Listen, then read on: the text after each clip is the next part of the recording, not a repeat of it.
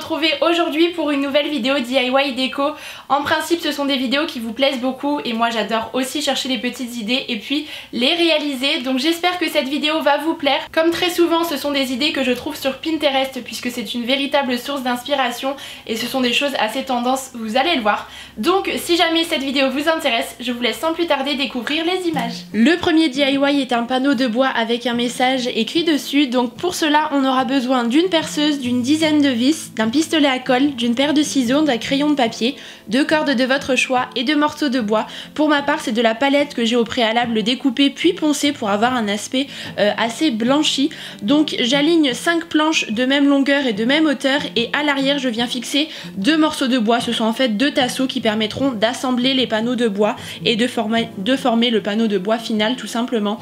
Donc je prépare ce 5 trous et ensuite je viens visser les 5 vis comme vous pouvez le voir. C'est vraiment très simple, même si vous n'êtes pas très bricoleur, je vous assure que ça fonctionnera et vous voyez que du coup tout est bien fixé ensemble. Ensuite à l'aide d'un crayon de papier j'écris le mot love, après libre à vous d'écrire le mot que vous souhaitez, pour ma part c'était l'envie du moment, et à l'aide du pistolet à colle je repasse dessus et comme vous pouvez le voir je n'attends pas que ça sèche puisque la colle sèche très vite dans le pistolet à colle. Je dispose tout de suite la corde dessus. Il faut jouer un petit peu sur le contraste des couleurs. Comme mon panneau était assez clair, j'ai choisi une corde plutôt foncée. À vous de voir les couleurs, les matières et voilà l'inspiration que vous avez. Mais je trouve l'association super sympa et du coup c'est vraiment très simple à réaliser puisqu'il n'y a plus qu'à poser la corde sur la colle. Et le tour est joué.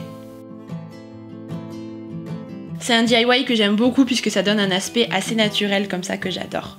Le second DIY est assez tendance, on en voit un petit peu partout en ce moment. Il s'agit d'un macramé, une suspension pour les plantes et vous allez le voir il faut très peu de matériel puisqu'on aura besoin seulement de cordes, d'une paire de ciseaux, d'un mètre et puis de perles. Tout d'abord la première étape c'est de mesurer 8 brins de ficelle différents de 2 mètres environ de longueur, entre 1,50 m et 2,50 m, tout dépend la hauteur que vous souhaitez et la longueur que vous souhaitez donner à votre macramé. Une fois qu'on a découpé les 8 ficelles, on vient les plier en deux sur elles-mêmes de manière à obtenir 16 brins de ficelle différents pour que cela soit un petit peu plus épais. On réalise ensuite un gros nœud à l'aide de ces 16 brins de ficelle pour former le système de suspension tout simplement. On veille à bien le serrer et c'est ce qui nous permettra ensuite d'accrocher ce macramé là où on le souhaite. Pour continuer, je vous invite à suspendre votre macramé à un crochet, à une poignée de porte puisque ça sera un petit peu plus simple pour la suite du DIY. Tout d'abord, je mesure à environ 20 cm du premier nœud et c'est à cet endroit qu'on va réaliser les nœuds. Donc en fait, on prend 4 brins de ficelle que l'on noue ensemble. Comme il y a 16 brins, on fait 4 nœuds au total avec 4 ficelles à chaque fois. Il faut encore une fois bien les serrer puisque c'est vraiment ce qui fera la solidité du DIY. Et donc on regroupe à chaque fois les 4 ficelles et donc on obtient 4 nœuds différents. Ensuite, pour réaliser la deuxième section de nœuds, on va prendre 2 brins de ficelle de chacun des nœuds précédents pour faire un croisement en fait. On les noue ensuite à 12 cm du second nœud et ensuite il n'y a plus qu'à venir bien serrer et on fait ça pour chacun des brins de ficelle, donc 2 ficelles de chacun des nœuds précédents que l'on croise et que l'on noue par la suite et vous voyez ce que l'on obtient. Les images parlent d'elles-mêmes, c'est peut-être un petit peu plus clair. Cette étape est tout à fait optionnelle, c'est si jamais vous en avez envie. Pour ma part j'avais envie d'ajouter une petite touche de bois, donc j'ai enfilé 4 perles sur 4 des ficelles qu'il y avait et je trouve l'effet plutôt sympa. Et pour terminer et souder le tout, on réalise un gros nœud avec les ficelles restantes et là aussi il faut bien le serrer pour que la base soit assez solide. Je coupe un petit peu l'excédent de ficelle puisque je trouvais que c'était un petit peu trop long et ensuite il n'y a plus qu'à suspendre ça. Pour ma part j'avais des équerres donc je trouve ça assez pratique, mais vous pouvez le mettre à une échelle, une poignée de porte, une fenêtre, ça c'est à vous de voir, mais je trouve que c'est l'objet tendance super sympa. Les plantes moi j'aime beaucoup et c'est une manière assez originale d'en avoir chez soi. Pour ce prochain DIY, on va réaliser des pompons en laine à accrocher à un coussin ou tout simplement à suspendre là où vous le souhaitez. Donc on aura besoin de grosses laines bien épaisses de la couleur de son choix, d'un fil de couture avec une aiguille bien évidemment, une paire de ciseaux, un morceau de carton et puis le coussin si jamais vous souhaitez coudre ensuite les pompons par dessus. Donc je vous avais déjà montré dans un précédent DIY comment réaliser des pompons, mais je vais le refaire aujourd'hui. Donc en fait j'enfile la laine tout autour de mon carton pour avoir d'assez gros pompons. Avec cette épaisseur de laine j'ai réalisé 40 tours. Ensuite je prends un petit morceau de laine que je viens fixer sur le haut, je fais un double nœud, ça va être en fait le système d'attache de mon pompon qui va me permettre ensuite de le suspendre, et j'en fais également un double sur le dessus.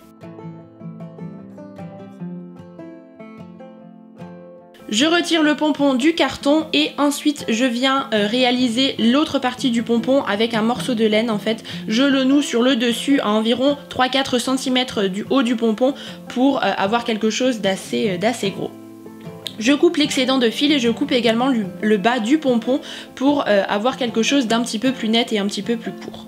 Et voilà ce que ça donne une fois que les 4 pompons sont réalisés. Ensuite il suffit de les coudre sur le coussin. Donc pour ma part j'avais fait un système d'accroche assez gros pour que vous puissiez ensuite les accrocher ailleurs si vous le souhaitez. Mais là pour un coussin j'ai simplement cousu à l'arrière et vous voyez que l'idée est super sympa. Ça donne un coussin assez unique, très tendance, et j'adore le rendu.